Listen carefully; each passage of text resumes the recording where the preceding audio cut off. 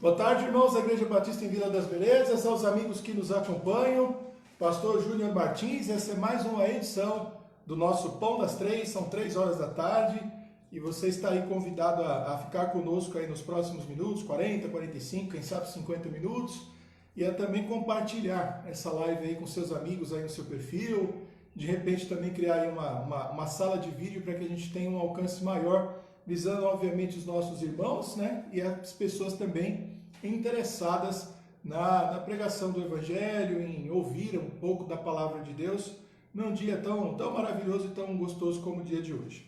Aqui a gente lê a Palavra de Deus, nós cantamos hinos, cantamos cânticos, aqui nós oramos, quando é possível interagimos um pouquinho com os irmãos aí que participam da nossa live. Então vamos começar orando, buscando então a presença do Senhor. E hoje a gente vai ver mais um trechinho aí do livro de Isaías, o capítulo 46 inteiro, né, que é curtinho, tem 13 versículos só. E hoje a gente vai pensar um pouquinho na justiça, né, de como a justiça maravilhosa de Deus, ela se manifesta a nós os homens, né, réis mortais aí, mas que tocados pela graça, pelo poder e pela justiça de Deus, podemos ter aí uma vida maravilhosa e ver a vontade de Deus em toda a terra. Então nós vamos falar um pouquinho a respeito disso hoje. E vamos então para a nossa oração, e aí também durante a nossa live, se você tiver algum pedido, você pode também, a gente tem aqui a Vera sempre me ajudando aqui, ela levando os pedidos, vai nos trazendo aqui à medida que vão chegando, e no momento da oração a gente faz a referência aí, caso você tenha colocado e tenha acrescentado essa informação, tá? Vamos orar então? Pai, muito obrigado, Deus, no nome de Jesus, por mais um dia que o Senhor nos dá, por todas as coisas que o Senhor nos permitiu, ó Deus, fazer até este momento, e por um dia, ó Deus, ainda longo que temos pela frente. Nesse momento, ó Pai, nós paramos como igreja, como povo do Senhor, para compartilhar, ó Deus, da Tua Palavra e termos um momento de culto, de celebração, de adoração, de reflexão com os nossos irmãos. Te agradecemos, ó Pai, por todas as edições que já tivemos do Pão das Três, e colocamos, ó Deus, nas Tuas mãos, ó Deus, para que a Tua vontade seja feita, para que possamos, ó Deus, continuar, ó Deus, com esse trabalho, com essa participação e com essa presença, ó Pai, que tanto nos alegra dos nossos irmãos, mas acima de tudo, ó Pai, para que a Tua palavra continue sendo pregada, ensinada e que ela possa, de fato, ó Deus, entrar, ó Deus, nos corações de todos nós, para nos transformar. Muito obrigado, Deus, nós oramos e te agradecemos no nome de Jesus. Amém. E falando um pouco da justiça de Deus, falando de Deus, né? Vamos cantar o hino 96, né? Que é o Deslumbrante, que é um hino muito bonito, né? Quando a gente canta com a igreja. Vamos cantar hoje.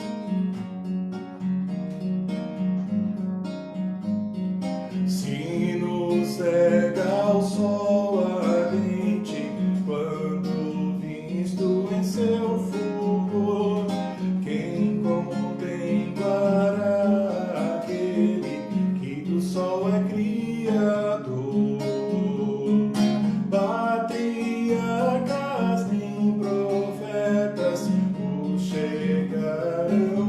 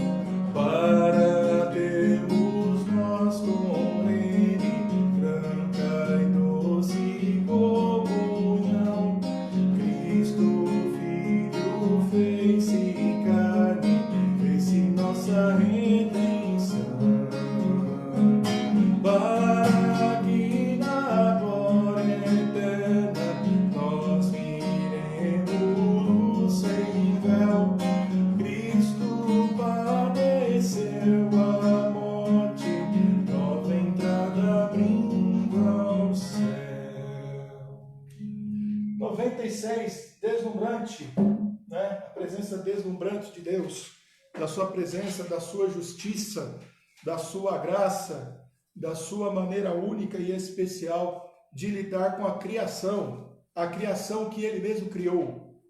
Não é redundância nesse caso, porque a gente pode se referir à criação de uma forma geral, mas a gente precisa reafirmar que foi o Senhor quem criou. Nós somos criação dele, feita com grande amor, com grande carinho. Nos desviamos, caminhamos para longe, e ele tem trabalhado no sentido de nos fazer novamente andar nos seus caminhos, e é um pouquinho disso que a gente vai tratar hoje, quando a gente tratar então, a partir de agora já, né, de Isaías 46, os versos de 1 a 13, e o meu texto aí, né, o meu título aí, né, que eu dei, o tema para o sermão, é Amemos a Justiça. Então, é um convite para que a gente ame a justiça. Vamos lá então, vamos ler o texto, tá bom? De Isaías 46, os versos de 1 a 13. A gente vai ler o texto, aí a gente ora e a gente vai compartilhar um pouquinho aí das nossas impressões aí, do que o texto traz para a gente, do que dá para a gente comentar no dia de hoje. Então vamos ler o texto. Após a leitura a gente ora. Isaías 46, de 1 a 13. Vamos lá. Já abatido está Bel, Nebo já se encurvou. Os seus ídolos são postos sobre os animais, sobre as bestas. As cargas dos vossos fardos são canseira para as bestas já cansadas. Juntamente se encurvaram e se abateram, não puderam livrar-se da carga, mas a sua alma entrou em cativeiro. Ouvi-me, ó casa de Jacó, e todo o resíduo da casa de Israel, vós a quem trouxe nos braços desde o ventre e levei desde a madre. E até a velhice eu serei o mesmo, e ainda que até as cãs eu vos trarei, eu o fiz, eu vos levarei, eu vos trarei e eu vos guardarei. A quem me farei semelhante, e com quem me igualareis e me comparareis, para que sejamos semelhantes? Gastam o ouro da bolsa e pesam a prata nas balanças, assalariam os ourives, e ele faz um Deus, e diante dele se prostram e se inclinam. Sobre os ombros o tomam, o levam e o põem no seu lugar. Ali está, do seu lugar não se move, e se recorrem a ele, resposta nenhuma dá, nem livra ninguém da sua tribulação. Lembrai-vos disso e tende ânimo, reconduzi-o ao coração, ó prevaricadores. Lembrai-vos das coisas passadas desde a antiguidade, que eu sou Deus, e não há outro Deus, não há outro semelhante a mim, que anuncia o fim desde o princípio e desde a antiguidade as coisas que ainda não sucederam, que digo o meu conselho será firme e farei toda a minha vontade, que chama a ave de rapina desde o oriente e o homem do meu conselho, desde terras remotas, porque assim o disse e assim acontecerá, eu o determinei e também o farei. Ouvi-me, ó duros de coração, vós que estáis longe da justiça. Faço chegar a minha justiça e não estará ao longe, e a minha salvação não tardará, mas estabelecerei em Sião a salvação e em Israel a minha glória. Vamos orar? Pai, muito obrigado, Deus, por mais um trecho, ó Deus, da Tua palavra, onde o Senhor, ó Deus, mais uma vez, fala, Deus, de uma forma tão intensa ao coração do seu povo lá naquele tempo, como também fala, ó Deus, aos nossos corações nos dias de hoje, mostrando, ó Deus, como a Tua justiça, ó Deus, a Tua santidade, a Tua glória, triunfará, ó Deus, sobre toda a criação. Portanto, ó Pai, nesta tarde nos ensina mais um pouco da Tua palavra e que também, ó Deus, passemos a amar, ó Deus, ainda mais a justiça única e verdadeira, que é aquela que vem do Senhor e aquela que o Senhor faz. Muito obrigado, nos orienta, nos ajuda e nos guia. É a nossa oração no nome de Jesus. Amém. Muito bem, Isaías 46, né, o capítulo inteiro, está falando aqui, né, da queda dos ídolos da Babilônia. Então é uma profecia falando de algo que aconteceria, né, obviamente no futuro. Aí você fala assim, pastor, profecia é sempre para o futuro. Não, a profecia neotestamentária, ela tem a ver com o passado. Não esquece que profecia também tem a ver quando Deus usa a boca de alguém para falar a palavra dele. Então, toda vez que você ouve um pastor pregando, ele está profetizando também. Profetizando não é só naquele sentido de adivinhação, Mas quando a exposição, o esclarecimento da palavra de Deus ao coração do povo, aquilo é profecia. É o que Paulo ensina lá para a igreja de Corinto. Ele até diz, eu quero que todos vocês profetizem, falando na própria língua das coisas e das maravilhas de Deus, revelando, iluminando aquilo que já foi revelado. Ou seja, Deus já mostrou a sua vontade, já deixou a sua palavra, e é necessário que hoje os seus profetas ensinem o povo a sua vontade. Nesse caso é uma profecia falando para o futuro, mas tudo bem, vamos lá, vamos seguir. Aí ele diz então do Bel e do Nebo, deuses babilônios lá, que vão ficar prostrados e vão ser derrotados pelo próprio Deus. Há aqui no texto sempre aquele desafio, faz lá com que aqueles falsos deuses profetizem alguma coisa. Há mais uma provocação muito parecida com aquela que nós já vimos em Isaías 44, a respeito da inutilidade dos falsos deuses. Bastaria dizer dos falsos deuses, mas eu quero enfatizar da inutilidade dos falsos deuses. Eles não servem nem para decoração, quanto mais para ouvir oração e fazer alguma coisa. Você viu que o texto até diz, né? Coloca lá no lugar e lá fica. E lá fica, né? E o nosso Deus é um Deus que está em todos os lugares ao mesmo tempo. Então não dá para comparar, né? Esses falsos e inúteis deuses, né? Bom, aí ele pede mais uma vez para fazer aquela recordação das coisas do passado, chama aqui o povo de prevaricador. A prevaricação, inclusive, é até um crime, né? Prevaricar significa você não cumprir as suas funções, você deixar de fazer o que é a sua obrigação. Basicamente é isso, tá? E aí ele faz um desafio lá para os deuses, e aí ele faz um convite que é para o povo dele ouvi-lo, porque tem o coração duro, para trazê-los de volta à justiça. E ele dizendo que vai fazer chegar a justiça dele, que não está longe, para o povo dele e a justiça dele sobre toda a terra. É lógico que a gente vai falar da justiça única e verdadeira, que é a justiça que vem de Deus. A gente vive um tempo aí tão enriquecido, né? Toda hora a gente está falando de justiça, dos nossos tribunais, da falência dos nossos tribunais, da falência dos nossos juízes, da falência dos advogados, da falência do povo, da falência da polícia, das leis, ou seja, de todos os lugares aonde a gente enxerga e que a justiça tem falhado. Mas a Bíblia apresenta a justiça de Deus como uma justiça pura e perfeita. Muito se fala de justiça social. É muito comum você ler livros, inclusive evangélicos, escritos por pastores, falando a respeito de justiça social, a necessidade que nós temos de implantar uma justiça social, mas é sempre um discurso muito bonito que acaba caindo num vazio, porque as premissas estão erradas, os fundamentos estão errados, existe uma incapacidade humana de gerar essa justiça, seja pelo argumento, seja pela força. A justiça única e verdadeira, ela vem de Deus. Muitas vezes a justiça do ser humano, quando analisada, ela é uma injustiça, porque às vezes quer defender o direito das minorias, mas quer privar outros grupos da sua liberdade. Então a gente vive uma confusão, em que se fala muito de justiça e, na verdade, a gente não consegue viver isso e não consegue experimentar. A nossa única esperança está na justiça de Deus ou na justiça de Cristo. E a gente vai tentar entender um pouco o que é essa justiça que vem de Deus e como é que ela é trabalhada especificamente aqui em Isaías 46. Jesus, por exemplo, lá no Sermão do Monte, ele falou, né? Bem-aventurados os que têm fome e sede de justiça, porque eles serão fartos. Portanto, desejar justiça é algo cristão, é algo que vem de Deus. Agora não esquece dos meus prolegômenos aqui, né? Do meu prólogo, da minha introdução, que não é talvez a justiça que a gente está entendendo, que é ir para a rede social brigar, que é para... Não. Se a gente tem vocação política, a gente deve seguir. Mas o duro é que a gente está muitas vezes promovendo uma justiça barata, que muitas vezes ela só está baseada em críticas e sem proposições realmente satisfatórias. E mais uma vez eu repito, as proposições humanas elas sempre serão insatisfatórias.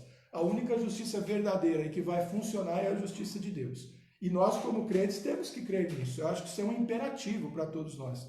Mas Jesus fala disso. E o que é a justiça? Essa justiça ensinada pela Bíblia? É o caminho reto, é o caminho direito, é o caminho da honestidade, mas é principalmente um caminho em que a gente aprende a conhecer e servir a Deus andando nos seus mandamentos. O apóstolo Paulo, em Gálatas 5,14, ele não usa lá exatamente a palavra justiça, ele fala lei, ele diz que todo aquele que ama cumpriu toda a lei.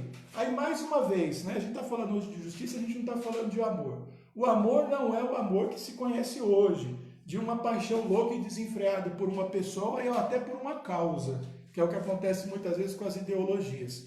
Mas é o amor que vem de Deus e que te conecta a Deus e que te faz amar a Deus e faz você amar o próximo como a você mesmo. Tem que ter essa compreensão, que tira de você inveja, ciúme, perseguição, maledicência, que abre os seus olhos para que você veja as coisas como elas realmente são, ou seja, não guiados por preconceitos ou por ideologias. Portanto, esse amor proposto pela Bíblia é algo muito maior e muito diferente do que o mundo geralmente encontra, para as explicações que o mundo encontra para essa palavra, e até mesmo, muitas vezes, o que nós cristãos, contaminados aí por uma série de ensinamentos, costumamos acreditar. Então, essa justiça tem a ver com a vontade de Deus, com o governo de Deus sobre a terra, com os princípios divinos imperando sobre a terra, a justiça do próprio Deus, tá? Então, isenta de todas essas coisas.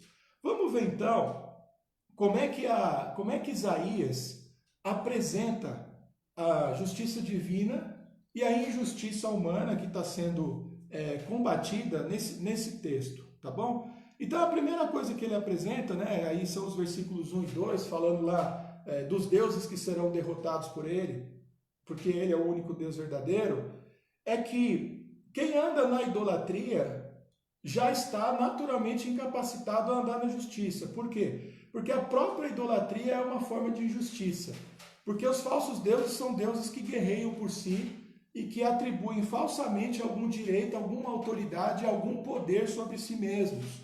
Ou seja, eles tentam usurpar o direito do único Deus verdadeiro. Então, olha que coisa interessante. A justiça já começa nos ensinando em Isaías que quando adoramos o único Deus verdadeiro, Criador, Pai de nosso Senhor Jesus Cristo, nós já estamos dando o primeiro passo no sentido da justiça. Por quê? Porque estamos reconhecendo quem é o Criador de todas as coisas, quem é o juiz de toda a terra e quem é também o legislador de toda a terra, ou seja, quem foi aquele que estabeleceu os princípios através dos quais o mundo funciona e deve funcionar. Que quando a gente fala das leis criadas por Deus, a gente pode pensar em leis de dois sentidos, né? As leis universais que fazem o mundo girar, o calor, o dia, a noite, ou seja, o governo dele sobre todas as coisas, né? Como as pessoas nascem, o corpo, o fim da vida, tudo isso está debaixo de regras e normas muito bem estabelecidas pelo nosso Deus. E podemos falar na justiça também, que é uma exigência dele em relação aos nossos comportamentos. Então, se a gente pode dizer que a gente tem uma certa liberdade, a gente até tem uma certa liberdade, inclusive de recusar o evangelho, isso infelizmente é uma liberdade, mas ela existe, a gente também tem por obrigação, principalmente como cristãos, de compreender a justiça de Deus. Então, olha que interessante, irmãos.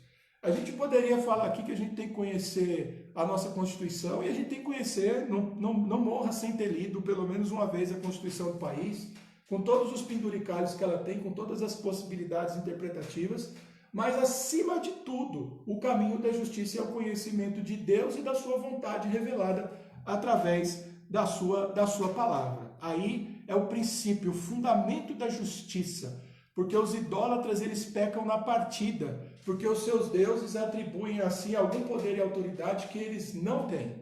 Portanto, fazemos justiça reconhecendo o poder divino e a sua autoridade sobre tudo que foi criado. E tudo que foi criado, nós estamos incluídos, porque nós somos criação de Deus também. Ah, pastor, mas a gente que é filho de Deus não é criatura de Deus. Não faz confusão.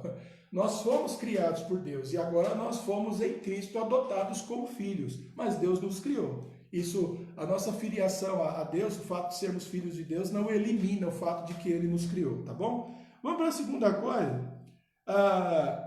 O texto de Isaías também ensina a gente que trazer à memória os atos de justiça de Deus como uma referência à sua justiça e ao seu cuidado também é uma obra de justiça. Então, quando eu lembro de tudo que Deus fez, alguns sentimentos vêm ao nosso coração. Gratidão pelas bênçãos, pelos livramentos, temor pelas maneiras como muitas vezes ele agiu punindo o povo dele por causa de pecado, idolatria, aquele tipo de coisa. Portanto, a justiça também é reconhecer os atos passados, presentes e eu diria até os atos futuros de Deus. Ou seja, a maneira como Deus age. Ele desafia os deuses nesse texto, porque ele está dizendo o seguinte: você põe eles num lugar e eles param. Como é que vocês me prendem? Vocês nunca me viram, vocês não sabem onde eu estou, porque eu estou em todos os lugares ao mesmo tempo e ao mesmo tempo invisível aos olhos de vocês. Lembra de Isaías 45? Verdadeiramente tu és o Deus que se esconde? Eu expliquei isso aí no domingo passado. Não é um Deus que se oculta para não ser visto, mas é um Deus que não é percebido, principalmente pelos incrédulos que querem negar essa presença de Deus na sua criação, mas a mão invisível dele é vista pelos seus servos e compreendida pelos seus servos. Então, a segunda coisa que Isaías nos ensina a respeito da justiça bíblica, a justiça divina, que é a única e verdadeira, é ver como Deus estabelece o governo dele sobre a terra. Ou seja, mostrando o que é verdade e o que é mentira. Mostrando como ele trabalha pelo bem e trabalha contra o mal. A gente pode enxergar a justiça de Deus pelo fato da igreja cristã estar viva até hoje, pelo fato do nome de Jesus continuar sendo pregado. Isso é um ato da justiça de Deus. Quantas vezes já tentaram calar os cristãos? Quantas vezes já tentaram eliminar a Bíblia da história da humanidade? Quantas vezes já tentaram eliminar as ideias cristãs? E há movimentos plenos no nosso tempo, seja nos países onde há perseguição, seja nos países onde não há perseguição, ou não há perseguição declarada, como o nosso país. Há algum tipo de perseguição, sim, no nosso país. Diferente daquelas, talvez, nos países mais fechados, mas existe, e o evangelho continua sendo pregado, ou seja, a mão poderosa e justa do Senhor continua agindo sobre toda a terra. Isso é um entendimento da justiça.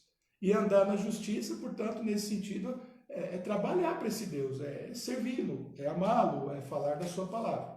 Muito bem. Uma terceira coisa que vai dos versículos de 8 a 11, não é? A gente anda na justiça também quando a gente aprende a entregar para Deus a solução das nossas dificuldades e também quando nós, nos nossos atos mínimos também, agimos com justiça. Um questionamento muito grande lá naquela época, acontece até hoje, né? Peso correto de balança, inocentar, né? Declarar como inocente ou reconhecer a inocência de um inocente, reconhecer a culpa de um culpado, restituir os prejuízos que nós causamos, ou seja, coisas de natureza muito prática que nós podemos fazer nas micro-relações e que desejaríamos muito, mas muito mesmo, que nas nossas relações maiores, sociais, no nosso país acontecesse. Mas a gente vai sendo vencido aí pelo cansaço, porque essas coisas parecem tão longe, né? Os injustos ainda lutam pelo governo, estão presentes, as leis ainda são distorcidas, qualquer mínimo esforço que é feito no sentido do bem, logo ele passa por uma frustração, aqui culpado é inocente, inocente é culpado e por aí afora. A gente vê tanta injustiça, mas a justiça para o cristão é a fé e a certeza dessa justiça de Deus plena sobre toda a terra, que ele fará justiça. Por isso que nós muitas vezes fazemos uma espécie de oposição pacífica ou de resistência, sei lá se a gente pode usar essa palavra, que é uma palavra que também está tão desgastada, tão mal usada, mas no sentido de que a gente se mantém firme no caminho da justiça, mesmo com tanta injustiça, com tanta coisa errada à nossa volta. Tá? Então eu estou falando resistir nesse sentido aí, uma palavra que está tomando um significado que é perigoso. Então entenda bem aí o que eu disse. Então, e fazendo tudo conforme a nossa vontade e agindo como servo de Deus, na certeza de que Deus fará justiça sobre toda a terra, que é o que a gente espera na vinda de Jesus Cristo, né? É interessante, todo olho verá, todo joelho se dobrará, toda língua confessará. A gente vê ali os aspectos da volta de Jesus, mas a volta de Jesus atende propósitos muito específicos dentro do plano de Deus. E um deles é a instauração. pela força de Cristo, pela presença de Cristo, de uma justiça plena. Aí quem é pré-milenista acha que essa justiça vai ser implantada aqui na Terra e depois virá o fim. Quem é mais amilenista entende que ali vai ser instaurada a justiça como novos céus e nova terra, uma justiça mais definitiva.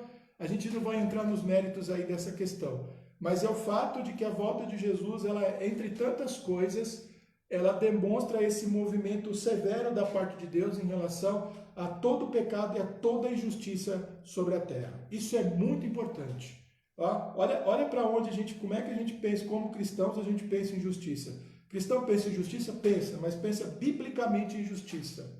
Portanto, o nosso diálogo ele destoa completamente dos diálogos que você tem por aí. A gente não está falando com as pessoas, às vezes nem com cristãos mesmos, ou ditos cristãos, a partir do mesmo paradigma, né? Do mesmo ponto de partida. Aí fica difícil mesmo. Por isso que às vezes a gente tem que explicar o uso das palavras, né? A maneira como a gente usa as palavras, porque às vezes a gente pode ser mal entendido usando palavras que significam coisas diferentes para nós. Eu sempre tenho esse cuidado. Vamos lá. E finalmente, que é o que Jesus nos ensina lá nos versículos 12 e 13, vai ser ensinado lá no Sermão da Montanha, buscar sabedoria, andando com justiça, e buscando a justiça com fome e com sede, porque há um convite de Deus para que nós nos aproximemos dele, e nos aproximando dele, nós estamos nos aproximando também da justiça. Então, olha que interessante, irmãos. A gente nunca pode... Olha o que eu quero argumentar com vocês aqui, eu vou tentar ser claro. Às vezes a gente... Vou usar um outro exemplo, me veio à cabeça aqui. Um grande problema que muita gente tem na relação deles com a igreja, ou até com Deus, é que eles procuram as bênçãos de Deus e não procuram um relacionamento de verdade com Deus. Isso é um problema muito sério. É um problema muito sério. Eu até duvido que Deus realmente abençoe pessoas assim, porque Ele não está aí para servir os nossos caprichos. E o convite dele é: venham para mim, venham estar comigo, venham ser meus servos, venham ter a minha lei gravada em seus corações. Não é? Tá aí o meu filho amado, em quem eu me comprazo, deem ouvidos a eles, ou seja, ouçam Jesus que é o caminho, que é a verdade e a vida. É isso que Deus nos ensina, é isso que é o desejo do coração de Deus. E aí, quando eu falo da justiça, é a mesma coisa. A gente não busca a justiça em primeiro lugar, a gente busca o Deus da justiça. E é o Deus da justiça que trabalha essa justiça e essa vida nova no nosso coração.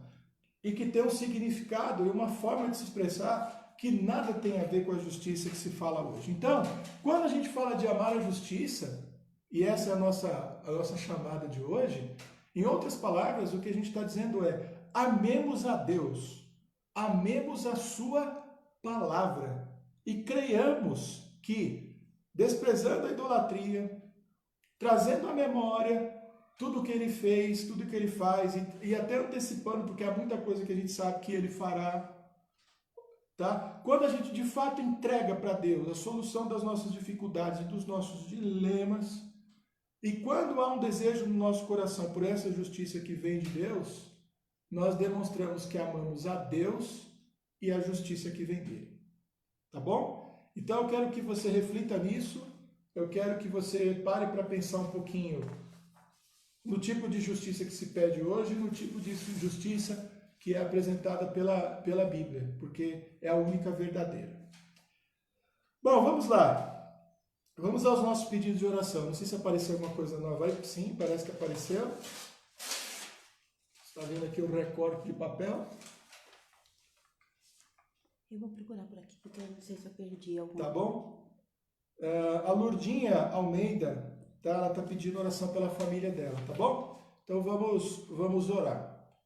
A Vera, ela está procurando aqui, parece que ela perdeu algum pedido aí, vamos ver se ela consegue localizar, tá bom? Então ela está mexendo aqui no meu celular, tomara que não aconteça nada de errado. Porque é a primeira tentativa disso durante a live, mas vamos lá. Nós temos aqui vários pedidos aqui bastante especiais, aqui, bem atualizados. O pastor Israel já comentou ontem, mas a gente deve continuar reforçando as nossas orações pela irmã Irene, foi diagnosticada aí com Covid, está hospitalizada. O Beto, que é nosso irmão em Cristo, também está internado, passando por um momento bastante difícil, está com os 2 pulmões comprometidos, o coração dele está bem fraquinho, ele já sofre aí com uma trombose e uma série de outras doenças decorrentes da própria trombose, do muito tempo deitado, e está num momento bastante difícil. Aí vamos orar pela vida do Beto. E ele acabou perdendo o convênio também. Ele tinha um tratamento muito bom e agora ele caiu na rede pública, que Deus tenha misericórdia dele. Mas a gente tem tanta experiência também de pessoas que caem na rede pública e que são bem tratados, então a gente tem que crer na justiça divina.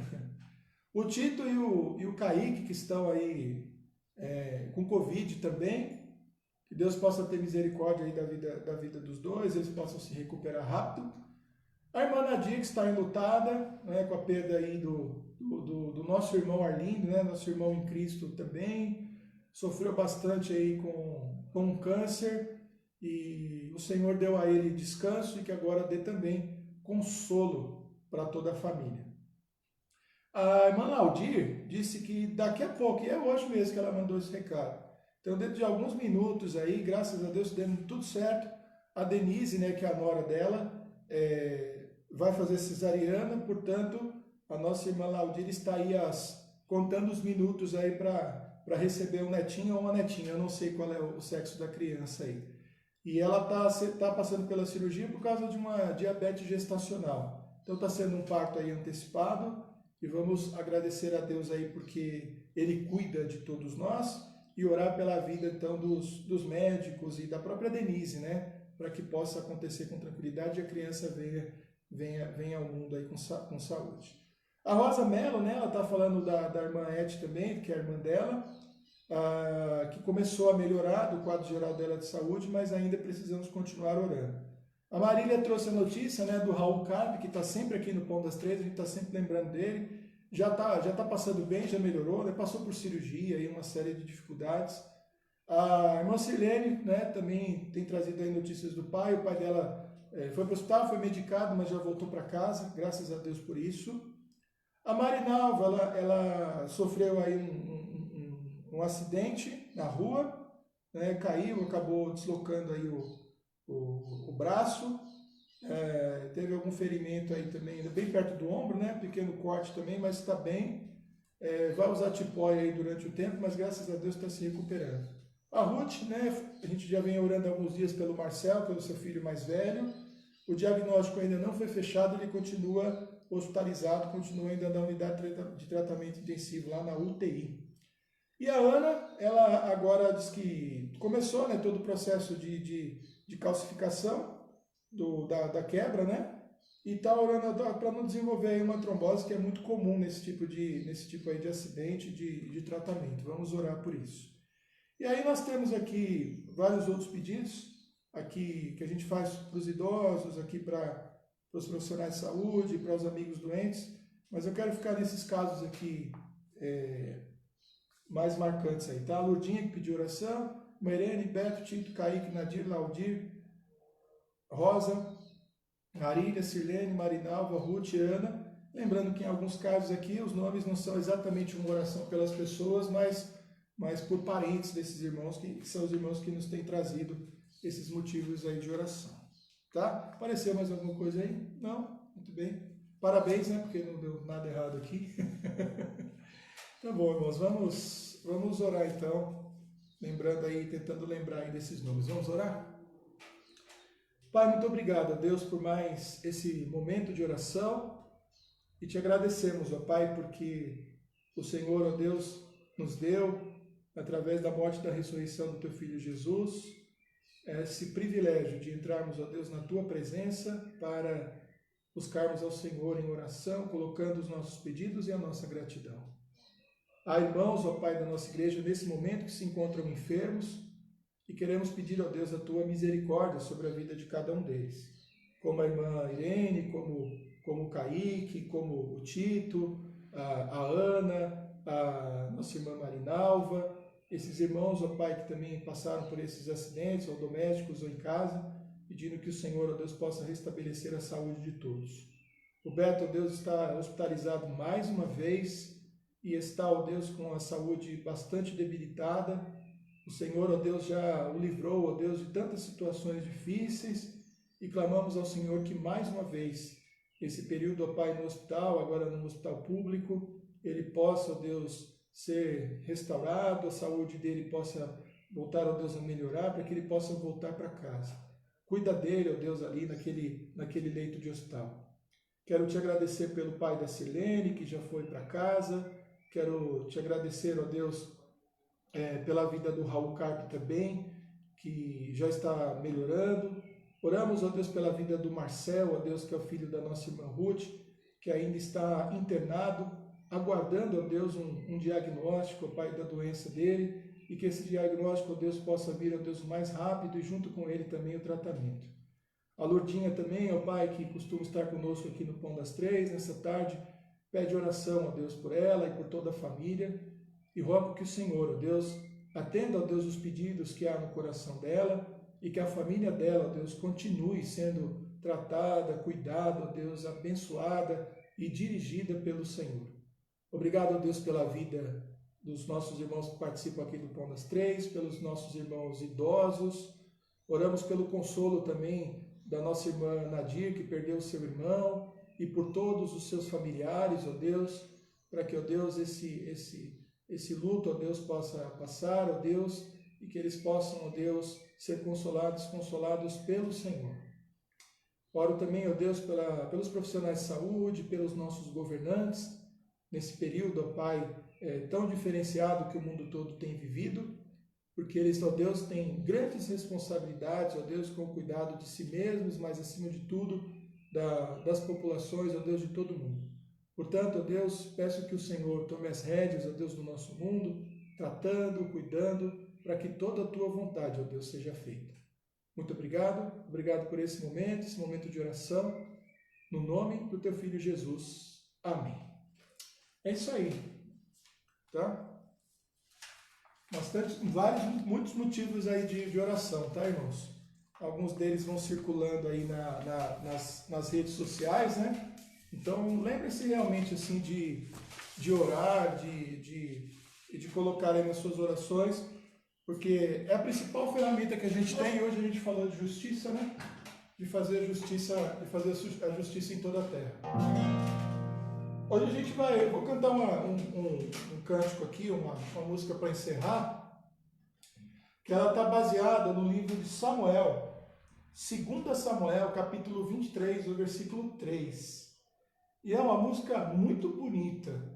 Ela é bonita primeiro porque ela está baseada na Bíblia, só isso já seria suficiente. Eu acho que foi construída uma melodia muito bacana para cantar esse versículo. Eu acho que nada está à altura da palavra de Deus, mas eu acho que a melodia, ela faz jus, né? Do ponto de vista humano, eu acho que ela está bem feita. E porque ela também faz uma interpretação de 2 Samuel 23:3 a respeito de quem o profeta estava falando. E olha que a gente ainda está no período lá de Davi, né? A gente está ali naquele período lá.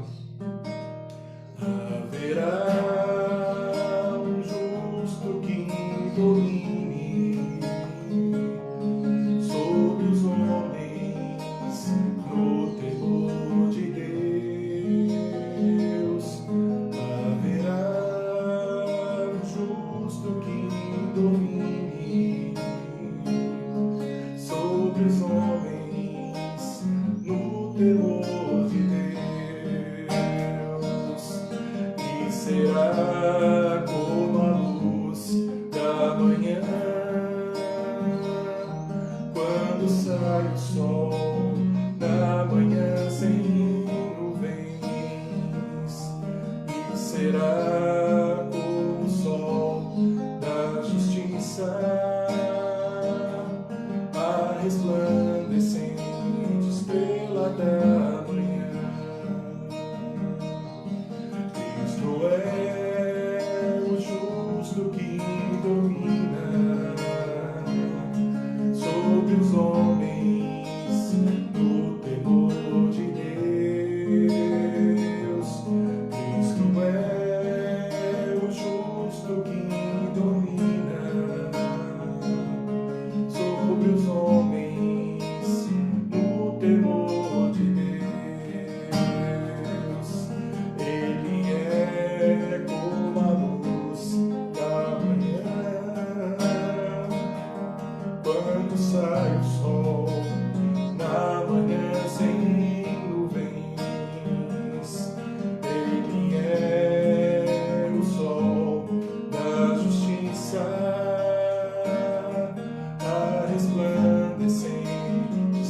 estrela da manhã, firmou eterna aliança e enviou Jesus para nos salvar. Ele é o trono de Davi e reinará para todo sempre.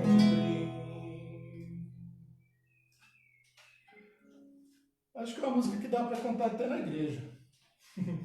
Acho muito bonita. É baseada em 2 Samuel, capítulo 23, verso 3. Depois dá uma conferida lá. Cristo é o justo que domina sobre os homens no temor de Deus. Ele é como a luz da manhã, quando sai o sol na manhã sem nuvens. Ele é como o sol da justiça, resplandecente estrela da manhã. 2 Samuel, capítulo 23, o verso 3. Irmãos, muito bom ter a companhia de vocês. Quero que Deus os guarde e os abençoe. Quero lembrar das atividades que nós temos. Hoje eu sei que tem um ou outro PG aí funcionando virtualmente. Amanhã, às 10h30, nós temos o nosso culto da manhã. Às 15 horas, eu sei que as mulheres... 15 não, amanhã às 17 horas, né? As mulheres têm se reunido também, fazendo uma reunião aí virtual. E às 19 horas nós temos culto, tá? Então, lembrando aí que os cultos de amanhã são todos pelo nosso canal do YouTube. É isso aí. Boa tarde a todos. Que Deus abençoe e fique em paz.